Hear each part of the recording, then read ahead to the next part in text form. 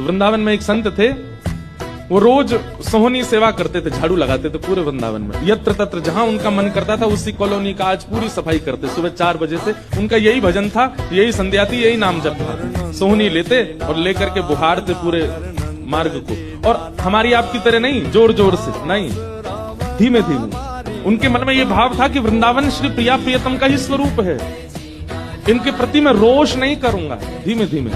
और जब बुहारते थे तो अपने नेत्रों से ध्यान पूर्वक ब्रज की रज को देखते थे। कहीं कोई चिन्ह दिख जाए, कहीं किशोरी जी के चरण रज दिख जाए, कहीं ठाकुर जी के चरण दिख जाए। करते करते जब वर्षों बीत गए, किशोरी जी के मन में भाव आया, हम नित्य रास के लिए वृंदावन में जाते हैं और पूरे वृंदावन को सुव्यवस्थित महात्मा करके रखते हैं, और इनकी एक ही अभिलाषा है कि हमारे चरण चिन्ह इनको दिख जाए। एक दिन किशोरी जी ने उनको अपने चरण चिन्ह का दर्शन कराया। वो चरण चिन्ह देख करके उनके मन में विश्वास हो गया कि हे श्यामा जो चरण चिन्ह है, इसका मतलब चरण भी है, और चरण है तो मतलब आप भी हो। जब चरण चिन्ह तक ले ही आई हो तो आप अपने दर्शन भी करा दो। अब अगली उनकी स्थिति हो गई कि अब चरण चिन्ह नहीं, अब तो प्रत्यक्ष किशोरी जी को देखना है।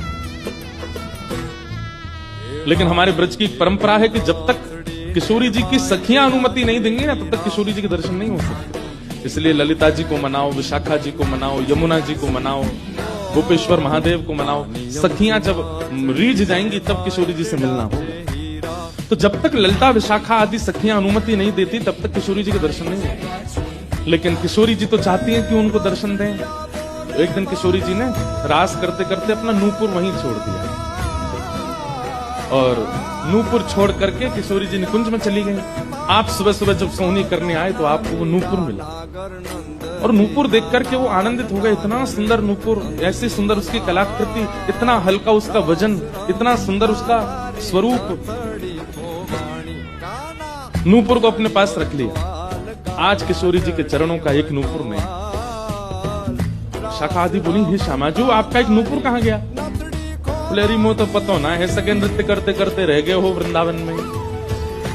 ललिता विशाखा बोली, स्वर्ग के इंद्र के हाथी के दांतों से बना हुआ नूपुर है, वो सामान्य नूपुर नहीं है।